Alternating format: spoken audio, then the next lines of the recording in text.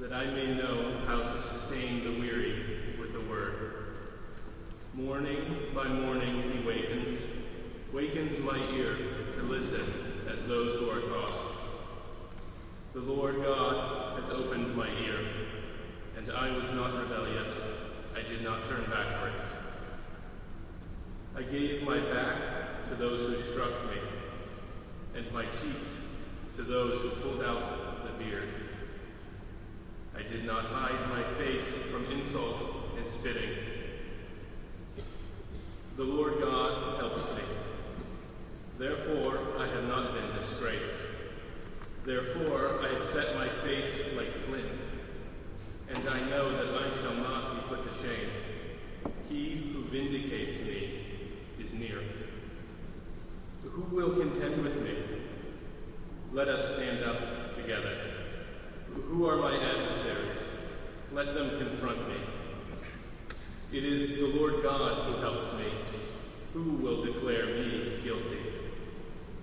All of them will wear out like a garment. The moth will eat them up.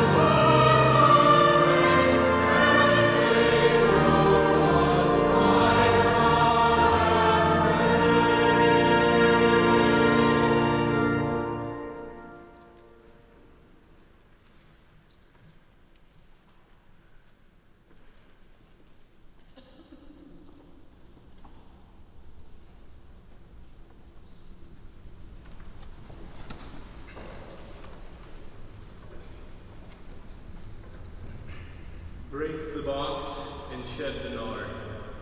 Stop not now to count the cost. Hither bring pearl, opal, sard. Reck not what the poor have lost. Upon Christ throw all away. Know ye, this is Easter day. Build his church and deck his shrine, empty though it be on earth. Ye have kept your choicest wine, let it flow for heavenly mirth. Pluck the harp and breathe the horn. Know ye not 'tis Easter morn. Gather gladness from the skies, take a lesson from the ground. Flowers do ope their heavenward eyes, and springtime joy have found. Earth throws winter's robes away, decks herself for Easter Day. Beauty now for ashes wear, perfumes for the garb of woe. Chaplets for disheveled hair, dances for sad footsteps slow. Open wide your hearts that they let in joy this Easter day. Seek God's house in happy throng, crowded let his table be. Mingle praises, prayer, and song, singing to the Trinity. Henceforth, let your souls away make each morn an Easter day.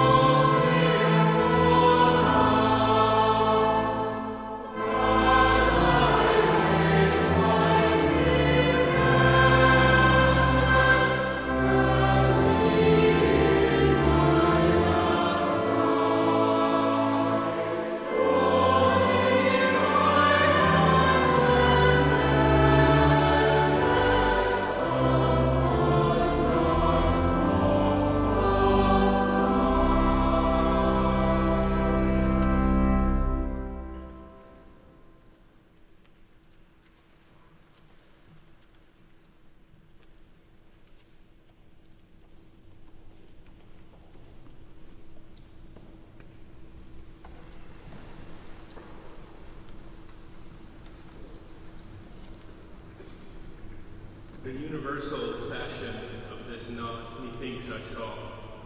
Since, more abundantly, in saying this I feel that I rejoice. One moment is more lethargy to me than 25 centuries to the emprise that startled Neptune with the shade of Argo. My mind in this wise wholly in suspense, steadfast, immovable, attentive, gazed, and evermore with gazing grew enkindled. In presence of that light one such becomes, that to withdraw therefrom for other prospect it is impossible he ere consent. Because the good, which object is of will, is gathered all in this, and out of it that is defective, which is perfect there. Shorter henceforward will my language fall of what I yet remember, than an infant's, who still his tongue doth moisten at the breast. Not because more than one unmingled semblance was in the living light on which I looked, for it is always what it was before, but through the sight that fortified itself in me by looking, one appearance only to me was ever changing as I changed.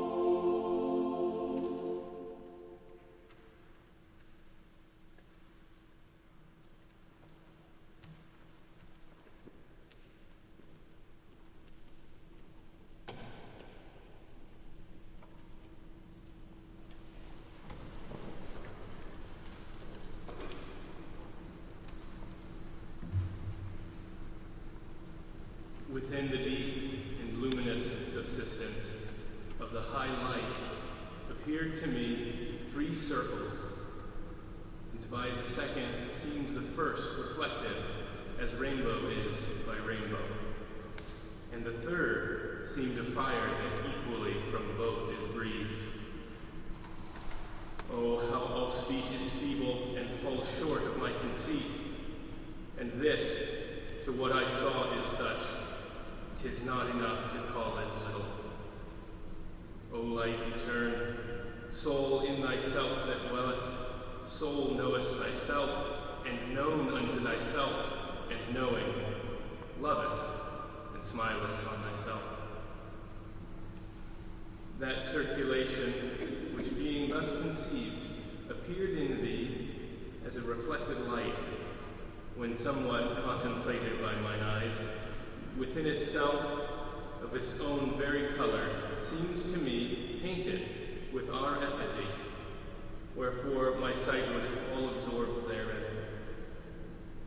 As the geometrician who endeavors to square the circle and discovers not by taking thought the principle he wants, even such was I at that new apparition. I wished to see how the image to the circle conformed itself, and how it there finds a place.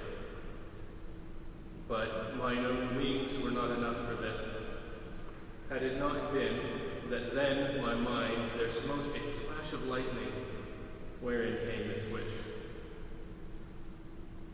Here, vigor failed the lofty fantasy, but now was turning my desire and my will, even as a wheel that equally is moved by the love which moves the sun and the other stars.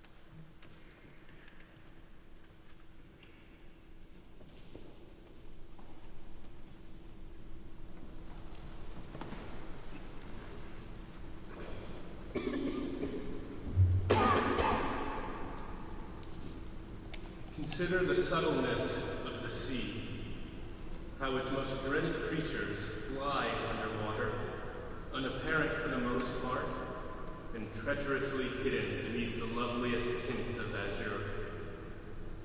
Consider also the devilish brilliance and beauty of many of its most remorseless tribes, as the dainty embellished shape of many species of sharks.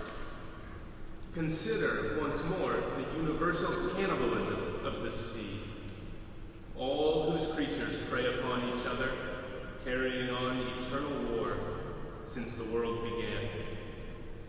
Consider all this, and then turn to the green, gentle, and most docile earth. Consider them both, the sea and the land. And do you not find a strange analogy to something in yourself? For as this appalling ocean surrounds the verdant land, so in the soul of man there lies one insular Tahiti, full of peace and joy, but encompassed by all the horrors of the half-known life. God keep thee. Push not off from that isle, thou canst never return.